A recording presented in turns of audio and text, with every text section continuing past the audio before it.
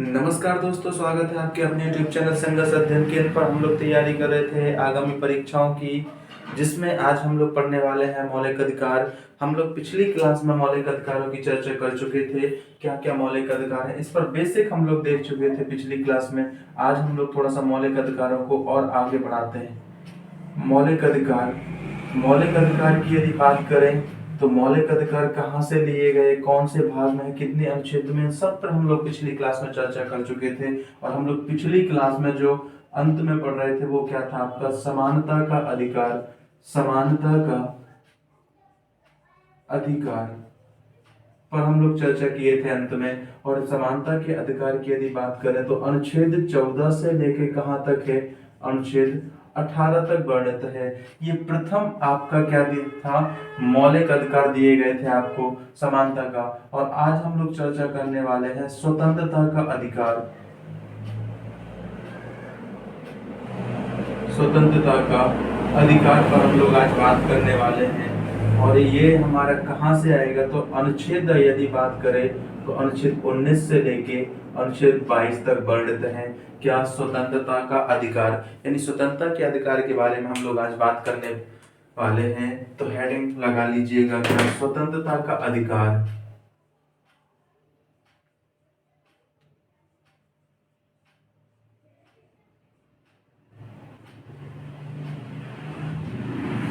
और स्वतंत्रता का अधिकार, आज दूसरा मौलिक अधिकार के बारे में हम लोग बात करने वाले हैं। ये कहाँ से आता है, तो अनुच्छेद 19 से लेके 22 तक, यानी 19, 20, 21 और 22 कुल अनुच्छेद इस स्वतंत्रता के अधिकार में कितने हैं। तो ये ऐसा भी प्रश्न आजकल आने लगा है, कुल अनुच्छेद कितना है इसमें स्वतंत्रता के अधिकार में। कुल अनुच्छेद है आपके 4। कौन कौन हो गए, 19, 20, 21 और 22। पहला देखते हैं हम लोग अनुच्छेद 19। और ऐसे ही नहीं, मेरी गारंटी है आपको ना याद हो जाए तो कहना, अगर आज ना याद रहा हुआ तो देखना आज ही इस चीज को हम लोग याद कर लेते हैं। 19, अनुच्छेद 19 की बात कर लेते हैं। अनुच्छेद 19 कहां से दिया गया है आपका, यानी अनुच्छेद 19 में है वाक एवं अभिव्यक्ति की स्वतंत्रता। अभिव्यक्ति की स्वतंत्रता, यानी किसी व्यक्ति को बोलने और अपने विचार विमर्श करने की स्वतंत्रता है। ये प्रावधान कहाँ है आपका, अनुच्छेद 19 में दिया गया है, वाक एवं अभिव्यक्ति की स्वतंत्रता संबंधी। ये बात आपको याद रखना। अनुच्छेद 19 में यदि बात किया जाए तो अनुच्छेद 19 में आपको बहुत सारी स्वतंत्रताएं दे रखी हैं। जैसे हम लोग देखते हैं अनुच्छेद की धारा 1, अनुच्छेद 19 की धारा 1, इसमें क्या है, यानी अभिव्यक्ति की स्वतंत्रता, वाक एवं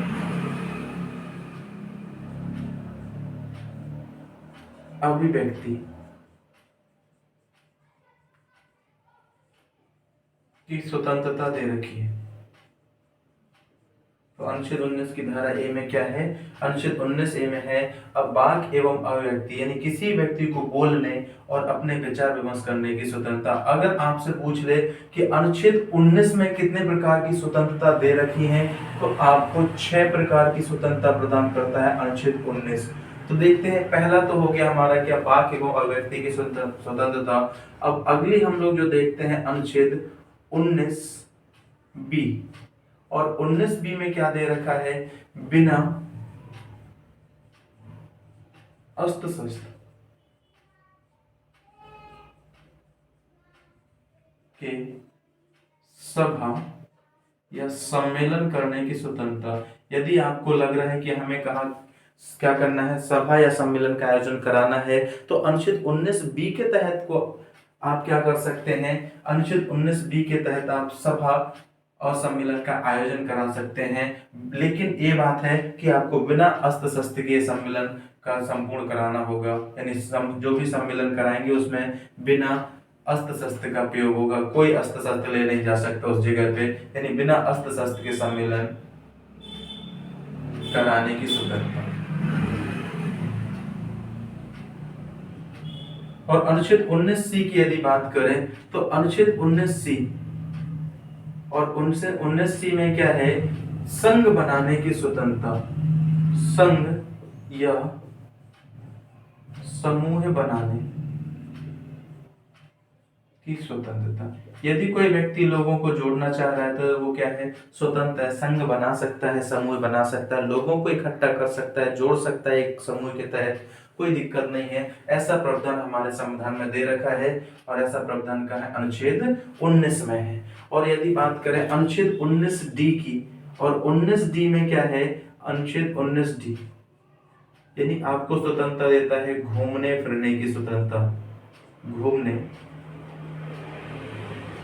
फिरने की स्वतंत्रता। ये अनुच्छेद 19D आपको कहीं भी घूमने फिरने की स्वतंत्रता देता है, बशर्ते आपके घर वाले क्या हो, राजी हो। ऐसा नहीं कि घर वाले राजी नहीं है, हम लोग घूमने चले जाए तो शाम को खाना मिलना फिर क्या है, मुश्किल है दोस्तों, याद रखिएगा इस बात को। कहीं तो कई बार तो ऐसे हो जाता है कि लोग पिट भी जाते हैं इस केस में, घर से बाहर निकले, मम्मी पापा ने दे शूटिंग करके क्या हो जाता है, बोलते हैं अब देता हूं मैं आपको क्या, अपने 19D की स्वतंत्रता। तो आप घर की बिना परमिशन के कहीं नहीं जा सकते हैं। आप ऐसा नहीं कि अनुच्छेद 19D का प्रयोग करके क्या कर दें, आप अनुच्छेद 32 के तहत सुप्रीम कोर्ट चले जाएं और अनुच्छेद 226 के तहत क्या कहां चले जाएं, 226 के तहत आप हाई कोर्ट चले जाएं और बोल दो वहां पे कि हमारे मौलिक अधिकारों का हनन हमारे घर वालों ने किया। तो ऐसा नहीं है, आप अपने घर वालों के बीच में ऐसा नहीं कर सकते हैं। तो अनुच्छेद 19D में यही कहा गया है कि आपको हमारा संविधान क्या कर रहा है, कहीं भी घूमने फिरने की स्वतंत्रता दे रहा है। अनुच्छेद 19E और इसमें कहा है रहने और बसने की स्वतंत्रता, रहने बसने की स्वतंत्रता। आप कहीं भी बस सकते हैं, कहीं भी रह सकते हैं, कोई दिक्कत नहीं है। ये आपका अनुच्छेद 19E आपको कहता है आप भारत के किसी भी जगह पर रह सकते हैं, किसी भी राज्य में रह सकते हैं, किसी भी राज्य में बस सकते हैं, कोई दिक्कत नहीं है। यदि हम लोग देखें तो अनुच्छेद 19 के बाद आता है अनुच्छेद 19F। और अनुच्छेद 19F में पहले जो स्वतंत्रता थी वो क्या थी, आपकी संपत्ति का अधिकार, संपत्ति का अधिकार। अब ये मौलिक अधिकार नहीं रहा है, ये क्या पहले एक मौलिक अधिकार था, लेकिन अब ये क्या है, पहले क्या था, फंडामेंटल राइट था, पर अब ये क्या हो गया है, इसे हटा दिया गया, स्थानांतरित कर दिया गया। 44वां संविधान संशोधन 1978 में इसे क्या बना दिया गया, एक विधिक अधिकार बना दिया गया। यानी जो हम लोगों को पैसे जमा करने की, इकट्ठा करने की स्वतंत्रता थी, यानी वो एक मौलिक अधिकार के रूप में प्राप्त था, उसको क्या कर दिया गया है, अब एक विधिक अधिकार बना दिया गया है। क्या बना दिया गया है, विधिक अधिकार। और इसे कहाँ रख दिया, यहाँ से स्थापित करके अनुच्छेद कहाँ रख दिया, तो याद रखिएगा अनुच्छेद 300 का में, और इसे क्या बना दिया गया, विधिक अधिकार बना दिया गया। किसे, तो संपत्ति के अधिकार को। तो ये अब आपका फंडामेंटल राइट नहीं रहा। यदि बात करें कि आपसे पूछ ले कभी के दिन कि संपत्ति का अधिकार पहले किस अनुच्छेद में आता था, तो 19F में आता था। यदि अब बात करें तो 19F आपका नहीं है। नहीं है क्या मतलब, यह है कि संपत्ति का जो मूल अधिकार था वो क्या हो गया है, उसे 44वां संविधान संशोधन के तहत अनुच्छेद 300 का में स्थापित कर दिया है। ये बात आपको याद रखना। 19G और 19G में आपको क्या दे रखा है, रोजगार पाने की स्वतंत्रता, रोजगार पाने की स्वतंत्रता। आप कहीं भी रोजगार पा सकते हो, आप रोजगार के लिए, आप जीवन यापन करने के लिए कहीं भी दुकान खोल सकते हो, कोई दिक्कत नहीं है। आप क्या है, अनुच्छेद 19G के तहत ऐसा प्रावधान हमारे संविधान में कर रखा है कि अनुच्छेद 19 के तहत अपने जीवन यापन दिनचर्या को चलाने के लिए, आप रोजगार पाने के लिए कहीं भी आप अपनी दुकान को ओपन कर सकते हैं, कोई दिक्कत नहीं है।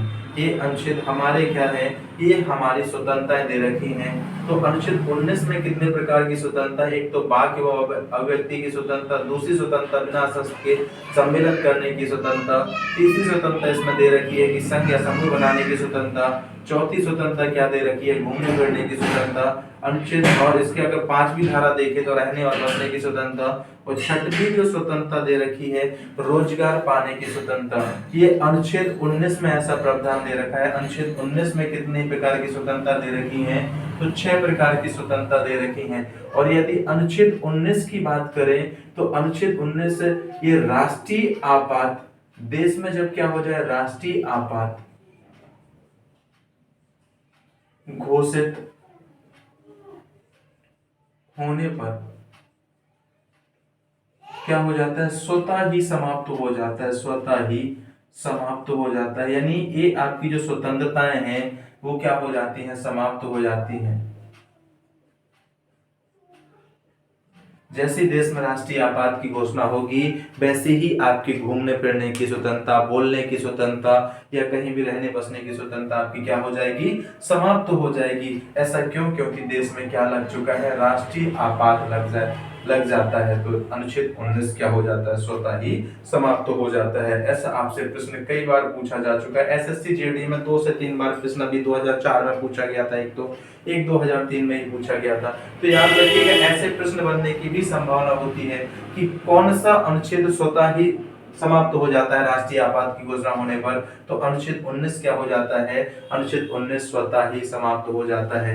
यदि अनुच्छेद 19 की और बात करें तो अनुच्छेद अपने आप में बहुत बड़ा है, अनुच्छेद 19 अपने आप में बहुत बड़ा है। यदि अनुच्छेद 19 की धारा में एक काम में कहें तो इसमें है क्या, झंडा फहराने की स्वतंत्रता दे रखी है, झंडा फहराने की स्वतंत्रता। 21 अनुच्छेद में यदि आपसे प्रश्न पूछ लिया जाए कि झंडा फहराने की स्वतंत्रता का संबंध किस अनुच्छेद से है, तो 19 की धारा 1 का से है। और ये आपको कब मिला, तो झंडा फहराने की स्वतंत्रता आपको कब मिली, तो ये याद रखिएगा आपको 2002 में मिला है। कब मिला है ये झंडा फहराने की स्वतंत्रता आपको कब मिली है, 2002 में मिली है, ये आपको याद रखना। और इसी में ही है आपको प्रेस की स्वतंत्रता, प्रेस की स्वतंत्रता अनुच्छेद 19 की धारा 1 में ही है। ये कहाँ है, अनुच्छेद 19 की धारा 1 का में ही है। प्रेस की स्वतंत्रता या आपको सूचना पढ़ने का अधिकार, सूचना पाने का अधिकार, सूचना पाने का अधिकार किस अनुच्छेद से संबंधित है, तो आपका अनुच्छेद 19 की धारा 1 से है। और यदि बात करें इसे आरटीआई, राइट टू इंफॉर्मेशन, यदि आपसे पूछ लिया जाए आरटीआई की स्वतंत्रता कब दी गई, तो ये आपको 2005 में प्रदान किया गया। यानी सूचना पाने का अधिकार आपको कब प्रदान किया गया, तो सूचना पाने का अधिकार आपको हम लोगों को 2005 में मिला। और यदि बात करें कि मौन रहने की स्वतंत्रता, मौन रहने की स्वतंत्रता, मौन रहने की स्वतंत्रता का संबंध किस अनुच्छेद से, यदि आपसे पूछ लिया जाए कि मौन रहने की स्वतंत्रता का संबंध किस अनुच्छेद से दिया गया है, तो अनुच्छेद 19 की धारा 1 में है आपको क्या, मौन रहने की स्वतंत्रता के बारे में बताया गया है। साथियों ये बात भी आपको याद रखनी है। तो अनुच्छेद 19 की बात करें यानी मीडिया की स्वतंत्रता या प्रेस की स्वतंत्रता बोल सकते हैं हम लोग, क्या बोल सकते हैं, मीडिया की स्वतंत्रता। ये बात आपको याद रखना साथियों, ये कहा है झंडा फहराने की स्वतंत्रता, मौन रहने की स्वतंत्रता, या अनुच्छेद 19 में ही क्या है, बोलने की स्वतंत्रता, बोलने की स्वतंत्रता किस अनुच्छेद में है, तो अनुच्छेद 19 की धारा 1 में है। या आपसे बोल दे कि पुतला फूकने की स्वतंत्रता, पुतला जलाने की स्वतंत्रता, ये आपका अनुच्छेद 19 1 में है। पुतला जला सकते हैं पर ऐसा नहीं कुछ आपके पास एविडेंस होना चाहिए, ऐसा नहीं कि कुछ एविडेंस नहीं आप पुतला फूकने चले। तो ऐसे किसी का पुतला, यदि किसी का पुतला फूकोगे या किसी का विरोध करोगे तो आपके पास पक्के एविडेंस होना चाहिए। यदि पक्के एविडेंस नहीं है तो आपका भी पुतला फूका जा सकता है। तो ऐसा याद रखिएगा, इसमें सतर्कता आपको रखनी है। ये आपका अनुच्छेद 19(1) में कहा गया है, ऐसा प्रावधान आपका कहा जाता है, ये बात याद रखिएगा। यदि आपसे पूछ ले विश्व प्रेस दिवस कब मनाया जाता है, यदि प्रश्न पूछ ले आपसे क्या विश्व प्रेस दिवस कब मनाया जाता है? तो 3 मई को। ये साथियों, ये प्रश्न भी आपको याद रखना, विश्व प्रेस दिवस कब मनाया जाता है? तो ये मनाया जाता है विश्व प्रेस दिवस विश्व प्रेस स्वतंत्रता दिवस कब मनाया जाता है? तो 3 मई को। और यदि आपसे पूछ लिया जाए भारतीय राष्ट्रीय झंडा दिवस, भारतीय राष्ट्रीय झंडा दिवस ये कब मनाया जाता है? तो ये कब मनाया जाता है? तो 22 जुलाई को मनाया जाता है। कब मनाया जाता है साथियों? 22 जुलाई को मनाया जाता है। तो ये अनुच्छेद 19 अपने आप में एक व्यापक है और बहुत सारी स्वतंत्रताएं दे रखी हैं इसमें। तो साथियों, ये थी अनुच्छेद 19 की व्यापक, जो हमारा अनुच्छेद 19 जितना विस्तृत है उतना ही सगम और सरल है। ये हम आम लोगों को क्या करती है, हम भारतीयों को क्या करती है, ये विशेष प्रकार की स्वतंत्रता का प्रावधान करती है। बात करते हैं हम अनुच्छेद 20 की। अनुच्छेद 20, 19 के बाद अनुच्छेद 20, और अनुच्छेद 20 में क्या है? दोष सिद्धि के संबंध में संरक्षण, दोष सिद्धि के संबंध में संरक्षण। ये प्रावधान आपको याद रखना है। यदि कोई व्यक्ति कोई अपराध कर देता है, यानी संरक्षण प्रदान है, तो दोष सिद्धि के संबंध में भी संरक्षण है। तो यानी इसमें क्या दे रखा है? यदि अपराध के समय, यदि कोई व्यक्ति जिस समय अपराध करता है तो उस समय के कानून की उसे सजा मिले, यानी अपराध के समय कानून की सजा। जिस समय किसी व्यक्ति ने क्या किया है, जिस समय अपराध किया है, उस समय क्या कानून है उस सजा का, उसी के हिसाब से उसे क्या दिया जाएगा? सजा दिया जाएगा। यदि किसी व्यक्ति ने क्या किया है? एक अपराध किया है, एक अपराध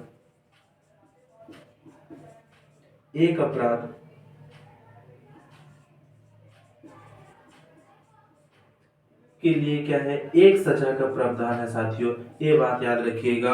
एक अपराध के लिए एक सजा, यानी एक अपराध के लिए यदि किसी व्यक्ति ने एक अपराध किया है तो उसे 2 सजा नहीं दी जा सकती हैं। ये अनुच्छेद 20 में लिखा हुआ है। और अनुच्छेद 20 में ये भी लिखा हुआ है कि किसी भी व्यक्ति को स्वयं के विरुद्ध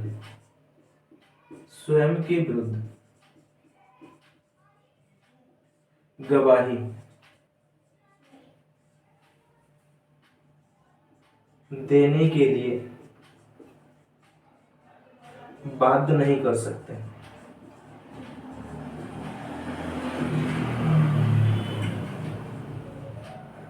ये बात आपको याद रखना। यदि किसी व्यक्ति से फोर्स लगाकर गवाही देने या साक्ष्य प्रमाणित करने के लिए बोला जा रहा है तो ऐसा प्रावधान नहीं है। अनुच्छेद उसका क्या करता है? अनुच्छेद 20 उसका क्या करता है? उल्लंघन करता है। तो अनुच्छेद 20 में दोष सिद्धि के संबंध में क्या है? संरक्षण है। यदि कोई व्यक्ति जिस समय अपराध करता है तो उस समय क्या है? जो कानून है उस सजा के लिए उसी हिसाब से क्या दिया जाएगा? उसे सजा दिया जाएगा। ये बात आपको याद रखना है साथियों।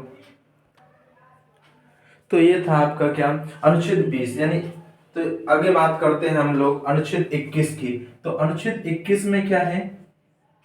अनुच्छेद 21, और अनुच्छेद 21 में हम लोग बात करते हैं, इसमें क्या हो गया? दोष सिद्धिकरण के संबंध में। और अनुच्छेद 21 की बात करें तो प्राण एवं दैहिक स्वतंत्रता की बात करता है। क्या करते हैं? प्राण एवं दैहिक स्वतंत्रता के बारे में हमें बताया गया है अनुच्छेद 21 में। प्राण एवं दैहिक स्वतंत्रता, प्राण एवं दैहिक स्वतंत्रता का मतलब ये है कि व्यक्ति को जीवन कैसे जीना है, यानी व्यक्ति को जीवन जीने के बारे में बताया गया है अनुच्छेद 21 में। और तो अनुच्छेद 21 में क्या है? जीवन जीने की स्वतंत्रता, यानी जीने की स्वतंत्रता का प्रावधान कहाँ दे रखा है? तो अनुच्छेद 21 में दे रखा है। यानी अनुच्छेद 21 क्या कहता है कि व्यक्ति को कैसे जीना है? स्वच्छ वातावरण चाहिए कि अशुद्ध वातावरण चाहिए, यानी व्यक्ति को स्वच्छ वातावरण,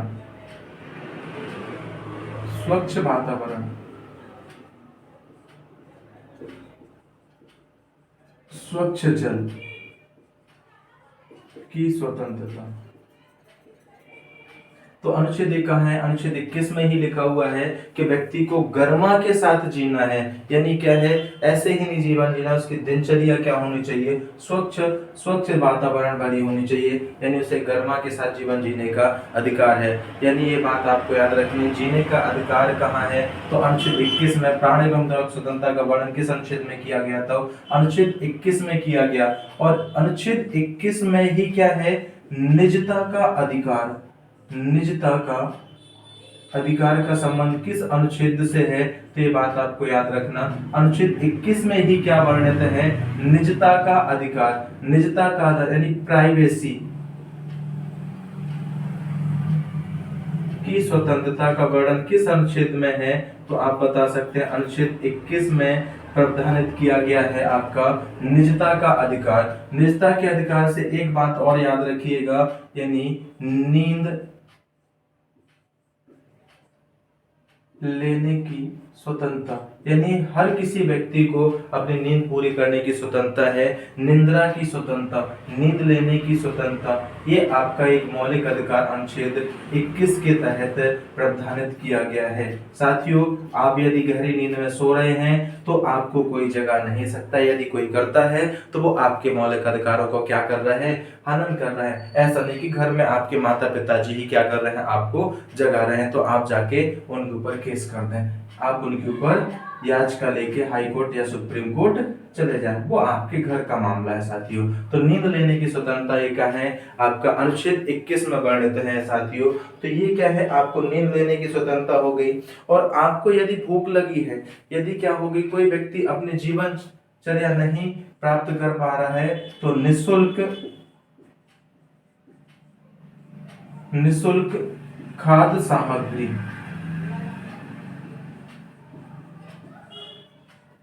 प्राप्त करने की स्वतंत्रता, यानी निःशुल्क खाद्य सामग्री प्राप्त करने की स्वतंत्रता भी दे रखी है अनुच्छेद 21 में। ये बात याद रखना आपको साथियों। और एक प्रश्न और याद रखना, एकांत में रहने की स्वतंत्रता। एकांत में रहने की स्वतंत्रता,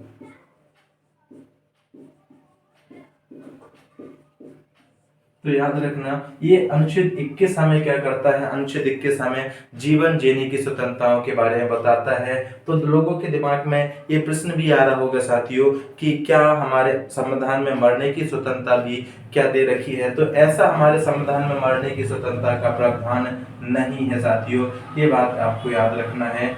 लेकिन हाँ, जब डॉक्टरों की 4 डॉक्टरों की टीम क्या कर दे, उसे घोषित कर दे ये क्या है? मेंटली डिस्टर्ब है, या ज्यादा ही उसको लगे जब घोषित करेगा तब तो दी जा सकती है। लेकिन अभी तक ऐसा केस नहीं हुआ है, ऐसा रेयर है, बहुत रेयर केस में होता है कि जब डॉक्टरी टीम क्या कर दे, प्रमाणित कर दे, तो सरकार आपको मारने की स्वतंत्रता दी जा सकती है। ऐसा तो बहुत कम ही केस में होता है साथियों। लेकिन आपको क्या है? अनुच्छेद 21 मरने की स्वतंत्रता नहीं देता है। अनुच्छेद 21 में आपको प्राण एवं देह की स्वतंत्रता यानी जीवन जीने की स्वतंत्रताएं प्रदान की गई हैं साथियों।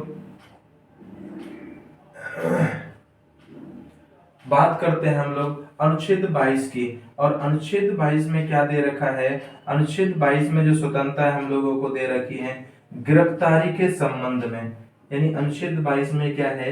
गिरफ्तारी के संबंध में, गिरफ्तारी के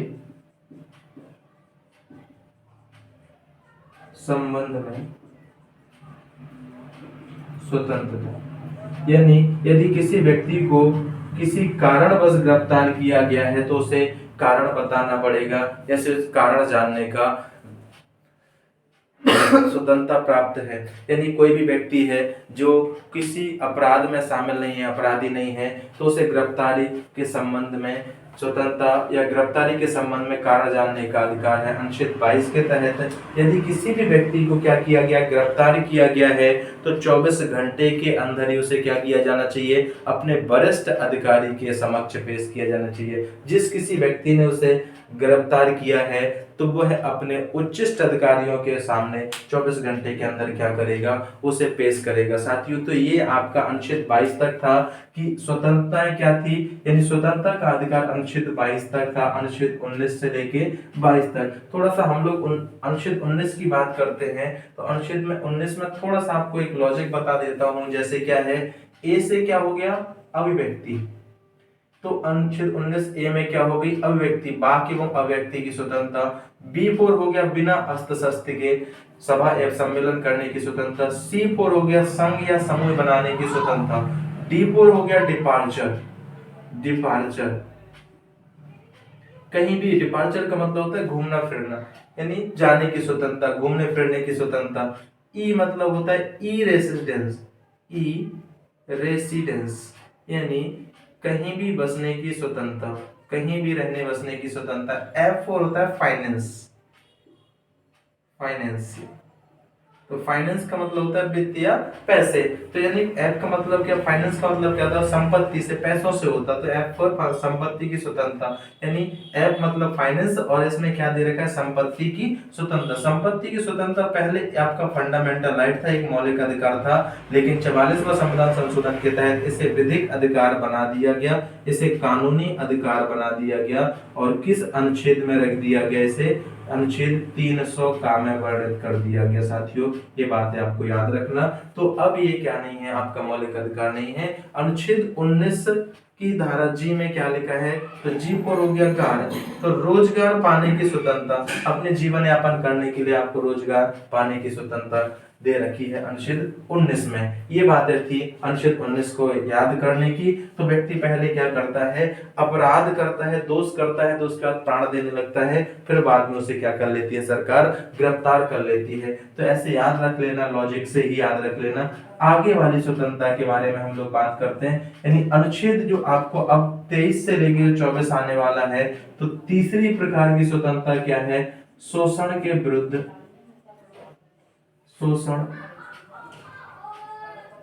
के विरुद्ध अधिकार,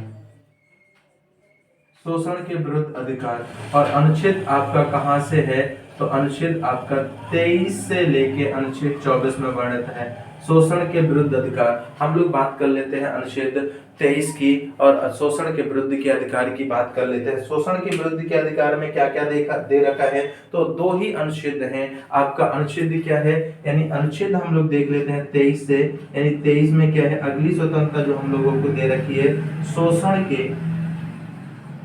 विरुद्ध अधिकार। किन अनुच्छेदों में वर्णित है, तो अनुच्छेद ये 23 से लेके 24 तक वर्णित किया गया है। मात्र दो अनुच्छेद आते हैं। तो अनुच्छेद जो आपका 23 है, अनुच्छेद 23 में क्या है, यानी मानव दुर्व्यवहार, यानी किसी के साथ दुर्व्यवहार के साथ आप काम नहीं करा सकते, दुर्व्यवहार एवं बलात् श्रम,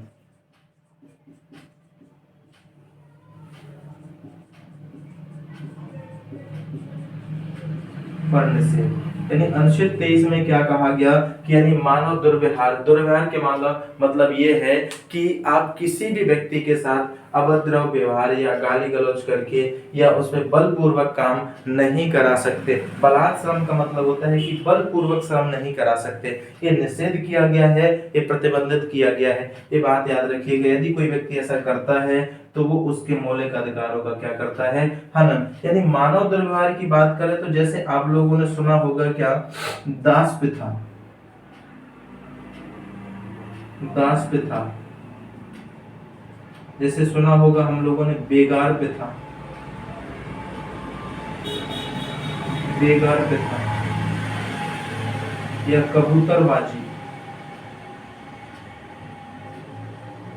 कबूतरबाजी का मतलब ये होता है कि मानव का बाजार में क्रय विक्रय करना, यानी क्या होना, मानव का बाजार में क्या होना, क्रय विक्रय होना, क्या कहलाता है, ये कहलाता है कबूतरबाजी। याद रखिएगा, बेगार प्रथा, दास प्रथा, मनुष्यों का बाजार में क्या करना, क्रय विक्रय की तरह व्यापार करना, ये भी क्या किया गया, निषेध। दास प्रथा की बात करें तो इसे 1800 1943 में बंद किया गया था।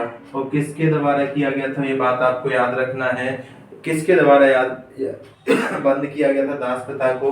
तो 1833 में नहीं है साथियों, ये 43 में है, 1843 में। कब है? 1843 में है। और ये कब? लॉर्ड एलन बोरो के द्वारा ये क्या किया गया था? लॉर्ड एलन बोरो, एलन बोरो के द्वारा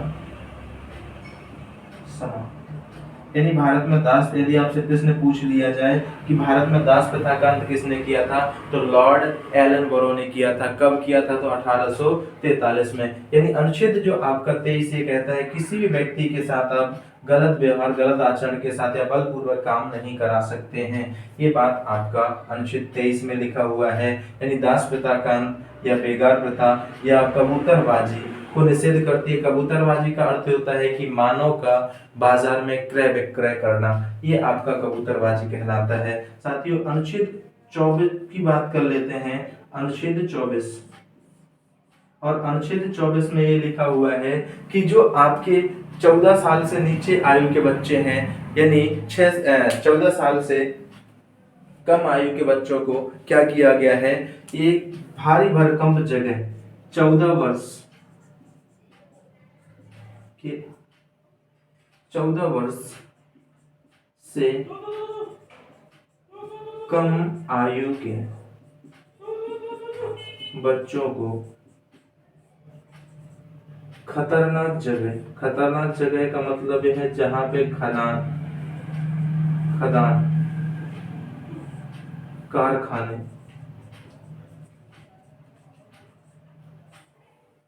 जोखिम भरे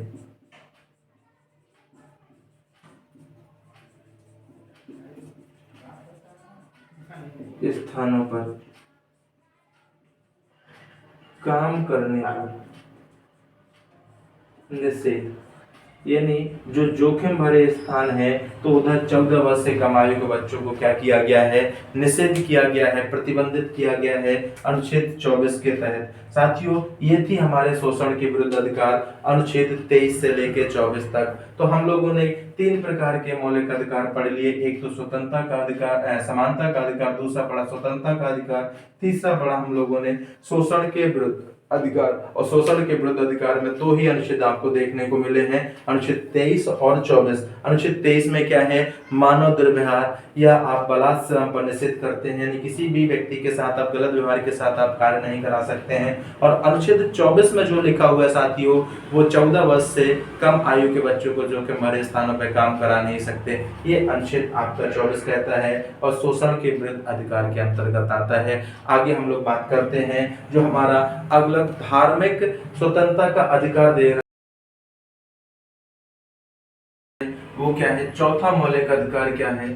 धार्मिक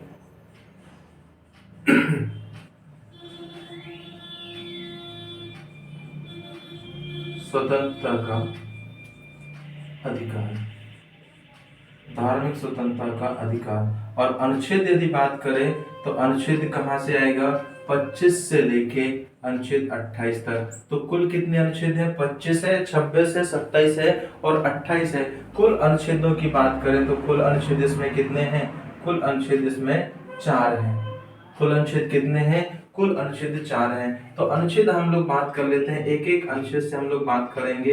अनुच्छेद 25 की, जैसे ही हम लोग 25 की बात करते हैं तो इसमें क्या दे रखा है कि किसी भी व्यक्ति को किसी भी धर्म को मानने और क्रियाकलापों की स्वतंत्रता है। यदि कोई व्यक्ति किसी धर्म को मानता है या उसके आचरण करता है तो वह क्या है, उसको एक अनुच्छेद 25 के तहत स्वतंत्रता प्रदान की गई है कि व्यक्ति के अंतःकरण और धार्मिक क्रियाकलाप, यानी व्यक्ति के अंतःकरण एवं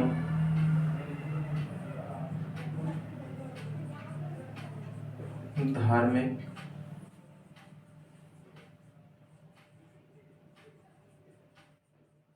आचरण करने की स्वतंत्रता। यदि कोई व्यक्ति अपने मन से यदि किसी धर्म को क्या करना चाहता है, मानता है या उसको क्या करना चाहता है, अंतःकरण करता है। तो ये बात क्या है, ये उसके लिए कोई बाधित चीज नहीं है। अनुच्छेद 25 के तहत ये क्या प्रावधान किया गया है कि अनुच्छेद 25 के तहत वो क्या कर सकता है, किसी भी धर्म को मान सकता है या उनका आचरण कर सकता है। ऐसा अनुच्छेद 25 में कहा गया।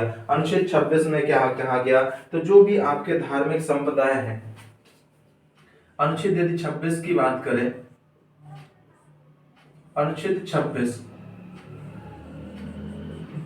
धार्मिक संप्रदाय,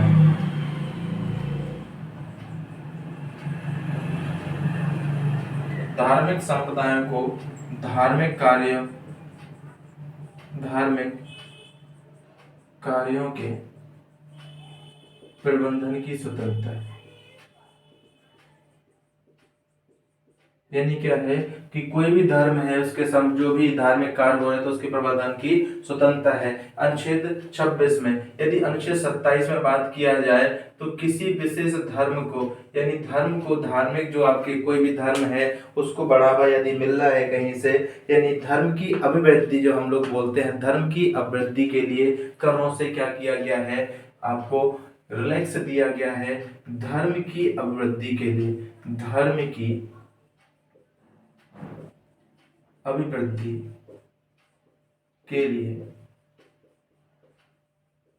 करों में छूट दिया गया। जैसे मान के चलो किसी मंदिर में चढ़ावा चढ़ता है तो उस पर टैक्स नहीं लिया जाएगा। ये क्या कर रहे हैं, किसी ना किसी धर्म को तो बढ़ावा दे रहे हैं। जैसे शिरडी मंदिर में इतना क्या लाता है, चंदा जुड़ता है, या और भी मंदिरों पे चंदा जुड़ता है, तो कोडासूर मंदिर में भी चंदा जुड़ता है। तो इनको क्या किया गया, टैक्स से क्या किया गया है, बाहर रखा गया। धर्म की अभिवृद्धि के लिए क्या कर सकते हैं, करों में क्या किया गया है, छूट दिया गया है। और अनुच्छेद 28 की बात करें तो जो भी आपके यानी शिक्षण संस्थानों में क्या करता है, धार्मिक शिक्षा का क्या करता है, धार्मिक स्वतंत्रता सुनिश्चित करना। यानी शिक्षण संस्थानों में क्या है, धार्मिक स्वतंत्रता को क्या करना, सुनिश्चित करना। अनुच्छेद क्या है, 28 में दे रखा है कि जो भी शिक्षण संस्थान है, शिक्षण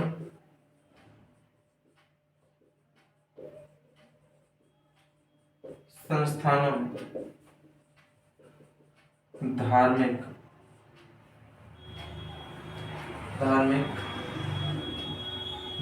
जो आपके हैं, धार्मिक के साथ यदि एक बात याद रखिएगा, धार्मिक स्वतंत्रता, धार्मिक यानी धार्मिक स्वतंत्रता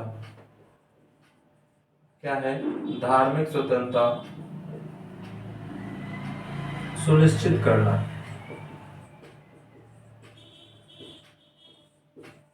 अनुच्छेद 28 के तहत क्या कहा गया, शिक्षण संस्थानों में धार्मिक सुरक्षा, धार्मिक स्वतंत्रता क्या करना, सुनिश्चित करना। ये आपके 4 अनुच्छेद हैं। कौन से, धार्मिक स्वतंत्रता के बारे में। अनुच्छेद 25 से लेकर 28 तक। अनुच्छेद 25 में क्या है, व्यक्ति के अंतःकरण या धार्मिक कार्यों के आचरण या क्रियाकलापों करने की स्वतंत्रता है। अनुच्छेद 26 में क्या है, धार्मिक संप्रदायों को धार्मिक कार्यों के लिए प्रबंधन करने की स्वतंत्रता है।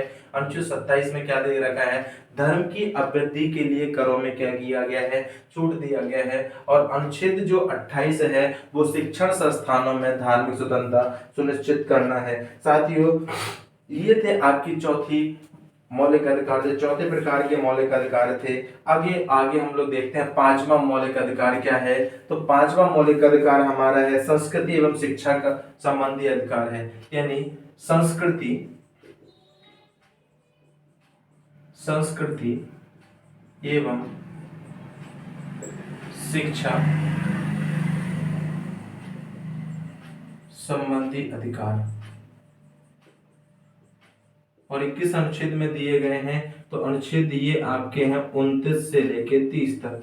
अनुच्छेद कहाँ से है, तो 29 से लेके 30 तक 2 ही अनुच्छेद हैं। तो अनुच्छेद जो 29 है उसमें क्या लिखा हुआ है, अनुच्छेद 29 है जो अल्पसंख्यक वर्ग हैं उनके लिए क्या किया गया, अल्पसंख्यक वर्गों के लिए विशेष संरक्षण प्रदान किया गया है। अगर देखा जाए तो अनुच्छेद 29 की बात करें, जो क्या है आपके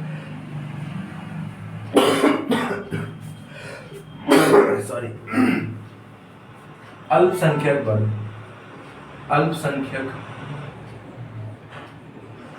वर्गों के लिए विशेष उपबंध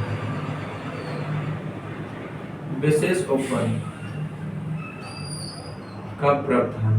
ये किस अनुच्छेद में दिया गया है? तो अनुच्छेद 29 में बताया गया है कि जो अल्पसंख्यक वर्ग हैं उनके लिए क्या किया गया, विशेष उपबंध किए गए। और यदि आपसे पूछ लिया जाए कि अनुच्छेद जो 30 दिया है, तो जो अल्पसंख्यक वर्ग हैं, अल्पसंख्यक वर्गों के लिए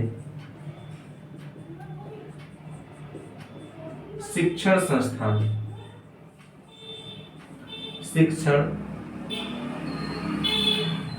संस्थानों का प्रावधान दे रखा है। यानी अनुच्छेद 30 के तहत जो अल्पसंख्यक वर्ग आएंगे उनके लिए विशेष उपबंध है। अनुच्छेद 30 में अल्पसंख्यक वर्गों के लिए शिक्षण संस्थानों की उपलब्धता हासिल कराना। और लास्ट जो हमारा बचता है, छठवां जो मौलिक अधिकार बचता है, छठवां मौलिक अधिकार क्या है? वो क्या है? संवैधानिक उपचारों का अधिकार। यानी क्या है? अंत में क्या है? यदि मौलिक अधिकार क्या है सभी आपको उपलब्ध हो जाते हैं, तो संवैधानिक उपचारों का अधिकार, संवैधानिक, अंत में क्या आता है? संवैधानिक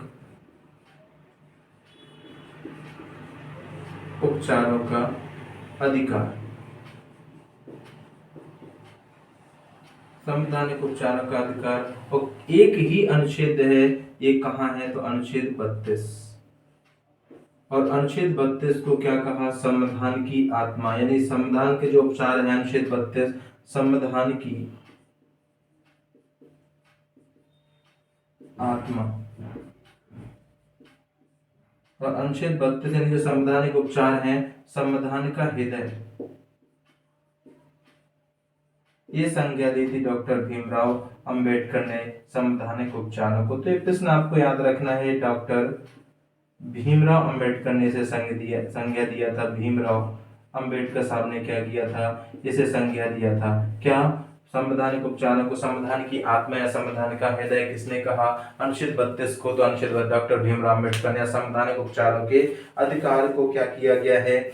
ये प्रावधानित किया गया है, संज्ञा दी है कि हृदय या आत्मा की संज्ञा दी। और यदि आपके मौलिक अधिकारों का अगर मैं बोल दूं, ये थे आपके मौलिक अधिकार। और यदि आपके मौलिक अधिकारों का क्या होता है? हनन होता है। मौलिक अधिकार का हनन, यदि आपके मौलिक अधिकारों का हनन होता है तो आप सुप्रीम कोर्ट में याचिका दायर कर सकते हैं। सुप्रीम कोर्ट में याचिका।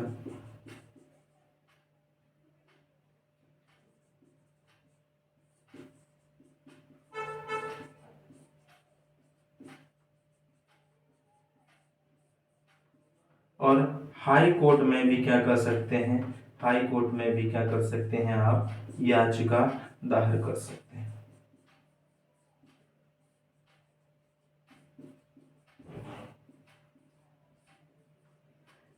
और यदि सुप्रीम कोर्ट में याचिका दायर करनी है तो आप अनुच्छेद 32 के तहत क्या कर सकते हैं? याचिका दायर कर सकते हैं। और यदि आपको हाई कोर्ट में याचिका दायर करनी तो अनुच्छेद 226 के तहत आप याचिका दायर कर सकते हैं। साथियों, ये मौलिक अधिकार थे। मौलिक अधिकारों के संबंध में हम लोगों ने पढ़े कि मौलिक अधिकार कहाँ, कैसे, किसको प्राप्त है, कितने प्राप्त हैं, इन संबंधों पर हम लोगों ने चर्चा की। विशेष तौर पर सभी अनुच्छेदों को भी देखा। साथियों, अब 2-3 अनुच्छेद और हैं, यानी जो मौलिक अधिकार आपके होते हैं तो 12 से 35 तक रहते हैं। हम लोगों ने पढ़े कहाँ तक है साथियों? 32 तक। तो जो आपका अनुच्छेद जो 33 है उसमें सैन्य बल दिया गया है। अनुच्छेद जो 33 है उसमें क्या है? सैन्य बल के बारे में बताया गया। सैन्य बल है या जो रो है या जो आपके आईबी है, तो ये क्या कर सकते हैं? जो मौलिक अधिकारों के संबंध में संसद में कानून लाकर क्या कर सकते हैं? नियम कानून बना सकते हैं।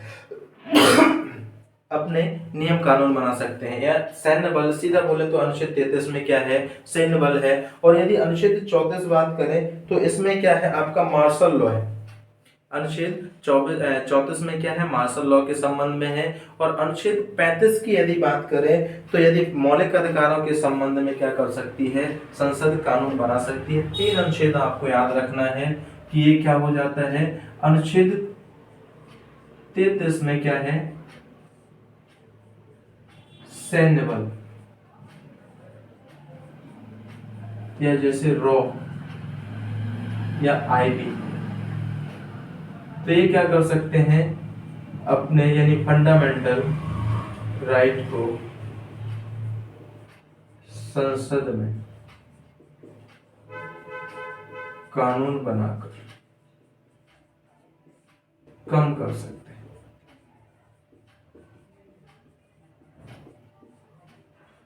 और अनुच्छेद 34 की बात करें तो अनुच्छेद 34 में क्या है, अनुच्छेद 34 में आपका क्या है, सैन्य बल के द्वारा हुई क्षतिपूर्ति, हुई क्षतिपूर्ति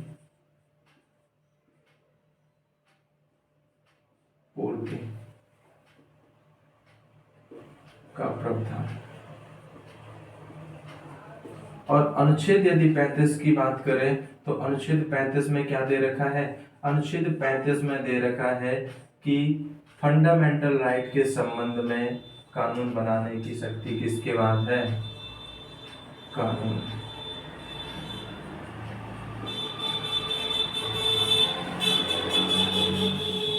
तो ये संसद को प्राप्त है। साथियों ये थे हमारे जो 3 अनुच्छेद आपको देखने को मिलते हैं। अनुच्छेद 33 में क्या है, जो आपके रॉ है, आईबी, सैन्य बल है, ये क्या कर सकते हैं, संसद में कानून बनाकर क्या कर सकते हैं, फंडामेंटल राइट को कम कर सकते हैं। अनुच्छेद 34 के तहत क्या होगा, अनुच्छेद 34 में क्या, मार्शल लॉ, यानी मार्शल लॉ में जो क्या हो जाए, सैन्य बल के द्वारा क्या हुई, इसमें थोड़ा सा मार्शल लॉ लिख लेना, सैन्य बल के द्वारा जो भी मार्शल लॉ लगा है, मार्शल लॉ के द्वारा हुई क्षतिपूर्ति को, यानी क्षति को क्या करना, पूर्ति करना, यानी कोई भी आपको नुकसान हुआ तो उसकी पूर्ति की जा सकती है। अनुच्छेद 35 के तहत ही क्या किया जाएगा, आपके फंडामेंटल राइट को, मौलिक अधिकारों को कानून बनाने की शक्ति किसके पास दे रखी है, तो संसद के पास है। ये थे हमारे मौलिक अधिकार। और मौलिक अधिकार के संबंध में क्या हुआ है, यदि मौलिक अधिकार के संबंध में याचिका दायर हुई है तो सुप्रीम कोर्ट क्या कर सके, 5 प्रकार की याचिका यदि आपके मौलिक अधिकारों का क्या हुआ है तो आपके संबंध में, यानी मौलिक अधिकारों के हनन के संबंध में क्या होती है, ये 5 प्रकार की आपको रिट निकाल सकता है। यानी रिट निकालने की शक्ति किस प्रकार किसको है, तो रिट निकाल सकते हैं दोनों लोग। ये क्या कर सकते हैं, रिट जारी कर सकते हैं, रिट जारी कर सकते हैं दोनों ही, क्या यानी सुप्रीम कोर्ट और हाई कोर्ट क्या कर सकते हैं, रिट जारी कर सकते हैं। यदि मौलिक अधिकारों का क्या हुआ है तो हनन हुआ है, तो रिट जारी करने की शक्ति किसके पास है, तो सुप्रीम कोर्ट और हाई कोर्ट के पास। सुप्रीम कोर्ट के पास अनुच्छेद 32 के तहत प्राप्त है और हाई कोर्ट के पास अनुच्छेद 226 के तहत प्राप्त है। ये बात हम लोग थोड़ा सा रिट के संबंध में भी देख लेते हैं साथियों। हम लोग अगला टॉपिक देखते हैं, रिट जारी करने की शक्ति। मौलिक अधिकारों का क्या होता है, हनन होता है, तो सुप्रीम कोर्ट और हाई कोर्ट अपने क्या कर देते हैं, रिट निकालते हैं। तो सुप्रीम कोर्ट रिट जारी करता है, कब, तो मौलिक अधिकारों के हनन होने पर। तो सुप्रीम कोर्ट यदि बात किया जाए तो किस अनुच्छेद के तहत रिट निकालता है, तो अनुच्छेद 32 की धारा 2 के तहत रिट जारी करता है। और 5 प्रकार की रिट निकालेगा। पहली रिट निकालता है क्या, बंदी प्रत्यक्षीकरण, बंदी प्रत्यक्षीकरण, बंदी प्रत्यक्षीकरण पहली प्रकार की रिट निकालती है। इसे क्या कहते हैं, हैबियस कॉर्पस, हैबियस कॉर्पस क्या कहते हैं, हैबियस कॉर्पस। पहला तो ये है कि ये क्या है, इसका अर्थ क्या होता है, इसका अर्थ होता है शरीर सहित उपस्थित करना, शरीर सहित उपस्थित करना।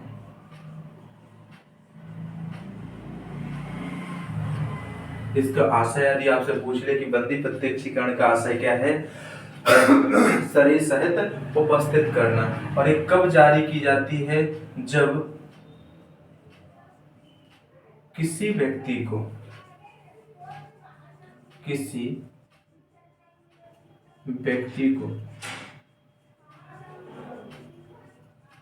अवैध रूप से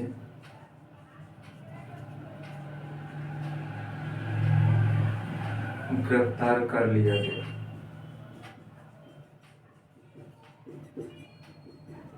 यानी आपका क्या है, बंदी प्रत्यक्षीकरण। बंदी प्रत्यक्षीकरण की बात करें तो बंदी प्रत्यक्षीकरण क्या होता है, ये होता है कि शरीर इसका जब कोई अवैध व्यक्ति को क्या कर लिया जाए, अवैध रूप से गिरफ्तार कर लिया जाए, तो सुप्रीम कोर्ट अनुच्छेद 32 के तहत रिट निकाल देगी। कौन सी, तो बंदी प्रत्यक्षीकरण। इसका आशय क्या होता है, शरीर सहित उपस्थित करना। यानी क्या होता है, इसका आशय क्या होता है, शरीर सहित उपस्थित करना। दूसरा क्या होता है, दूसरी रिट जो होती है क्या, परमादेश।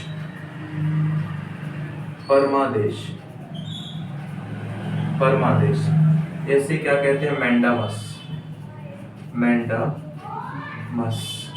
इंग्लिश में क्या कहते हैं, मैंडामस। इसका आशय क्या है, इसका आशय या अर्थ है हम आदेश देते हैं। हम आदेश देते हैं, इसका आशय क्या होता है, हम आदेश देते हैं। और ये कब जारी की जाती है, जब कोई प्राधिकारी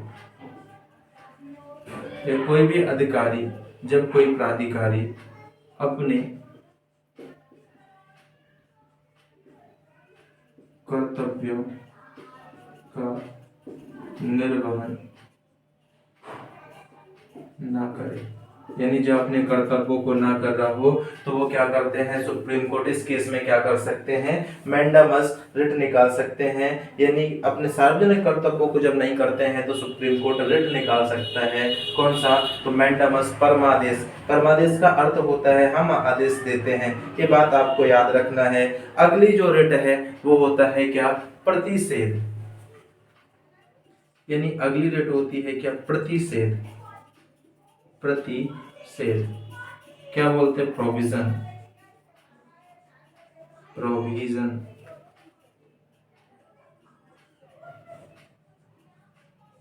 प्रतिषेध का इसका आशय क्या होता है,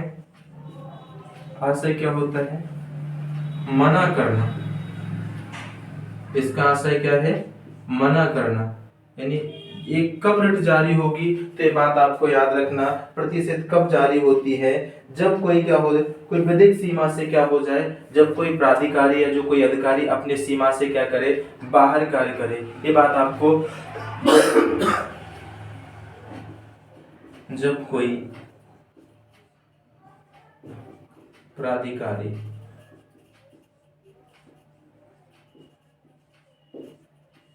अपनी सीमा से बाहर कार्य करे तब ये रिट निकाली जा सकती है। यानी इसका मतलब होता है कि कार्यवाही के दौरान कार्यवाही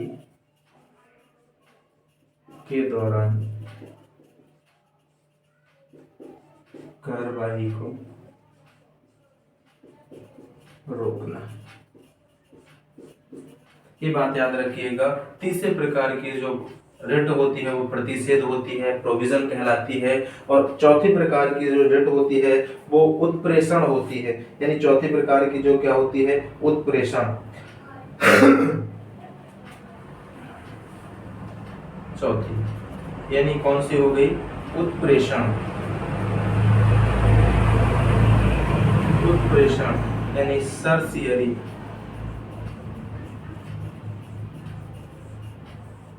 और इसका अर्थ क्या होता है,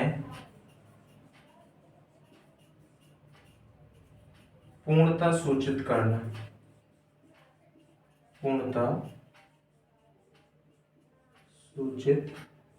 करना। ये बात साथियों आपको याद रखना है कि जो आपकी चौथी रिट है वो क्या है, सर्वसियरी उत्प्रेषण है। यानी क्या होना, पूर्णता सूचित करना। यानी क्या होता है, जब कार्रवाई चलती है तो उसके दौरान क्या हो जाता है, यानी कार्यवाही के दौरान निर्णय को क्या करना, रद्द करने के लिए क्या करते हैं हम लोग, इसको प्रतिषेध जो आपका प्रतिषेध उत्प्रेषण की यदि बात करें, कार्यवाही के दौरान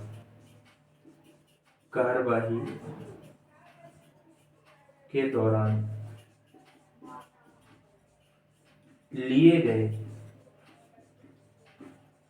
निर्णय को रद्द करना।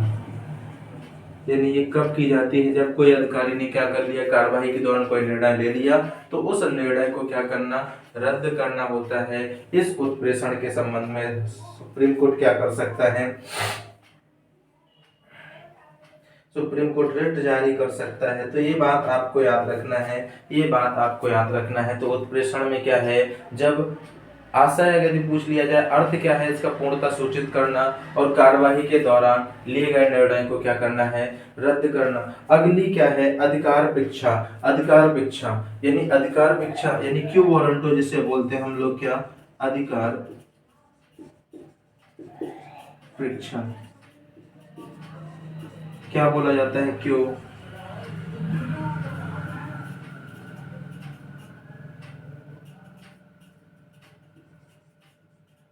क्यू वारंटो,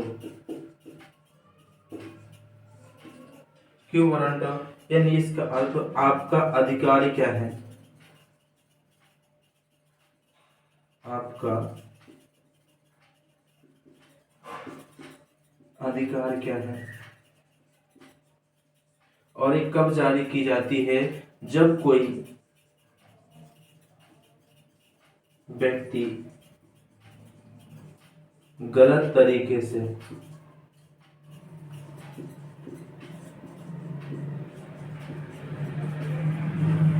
पद धारण किए।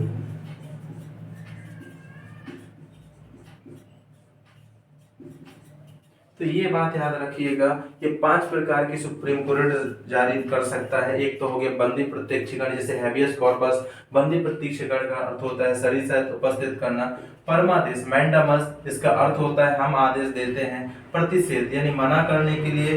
उत्प्रेषण यानी जब कोई निर्णय लिया गया है तो उस निर्णय को रद्द करने के लिए। और अधिकार भिक्षा का मतलब ये है कि आपका अधिकार क्या है, जब कोई व्यक्ति अपनी सीमा से ज्यादा कोई पद को मतलब अनिश्चित रूप से क्या कर लेता है, पद को धारण कर लेता है, तो उस केस में भी क्या किया जा सकता है, अधिकार भिक्षा यानी रिट जारी कर सकता है सुप्रीम कोर्ट अनुच्छेद 32 के तहत। और आपका हाई कोर्ट भी अनुच्छेद 226 के तहत, 226 के तहत हाई कोर्ट भी क्या निकालता है, रिट निकालता है।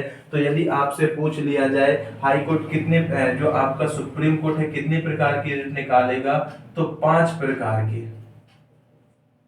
और यदि सुप्रीम कोर्ट निकालेगा तो 5 प्रकार की निकालेगा। और यदि हाई कोर्ट जो रिट निकालेगा वो 6 प्रकार की रिट जारी निकालेगा, यानी 6 प्रकार की रिट जारी करेगा। एक जो आपका इंजेक्शन मेथड, जो इंजेक्शन आपका होता है जिसे कहते हैं हम लोग क्या, हाथों हाथ क्या होना, मामले को क्या करा देना, समाधान करा देना। ये हाई कोर्ट जो है 5 प्रकार की रिट तो जारी करेगा, साथ में एक और मेथड जो आपका रहता है इंजेक्शन मेथड। ये 6ठी प्रकार की जो रिट होती है वो हाई कोर्ट को जारी करने की शक्ति प्राप्त है। ये 6ठी, इसका मतलब कि हाथों हाथ क्या मिल जाना, समाधान मिल जाना, हाथों हाथ रिलीज हो जाना। ये 6 प्रकार की रिट हाई कोर्ट जारी करता है और 5 प्रकार की रिट आपकी सुप्रीम कोर्ट जारी करता है। यदि साथियों आपसे प्रश्न ये पूछ लिया जाए कि रिट जारी करने के संबंध में शक्तिशाली कौन है, तो रिट जारी करने के संबंध में शक्तिशाली है कौन, तो हाई कोर्ट है। रिट जारी करने के संबंध में शक्तिशाली कौन है? तो हाई कोर्ट है। बेसिकली आपका शक्तिशाली सुप्रीम कोर्ट होता है, लेकिन रिट जारी करने के संबंध में आपका हाई कोर्ट शक्तिशाली है। क्यों? क्योंकि सुप्रीम कोर्ट 5 प्रकार की रिट जारी करता है और हाई कोर्ट आपकी 6 प्रकार की रिट जारी करता है। छठी रिट जो है वो इंजेक्शन मेथड, जिसे हाथों हाथ मामले का क्या हो जाना, समाधान हो जाना। ये थे हमारे मौलिक अधिकार साथियों। आप लोगों को क्लास कैसी लगी, कैसा कंटेंट लगा? अच्छा कंटेंट लगा तो लाइक करें, शेयर करें, कमेंट करें। मिलते हैं हम लोग अगले लेक्चर में। सभी को नमस्कार। Thank you.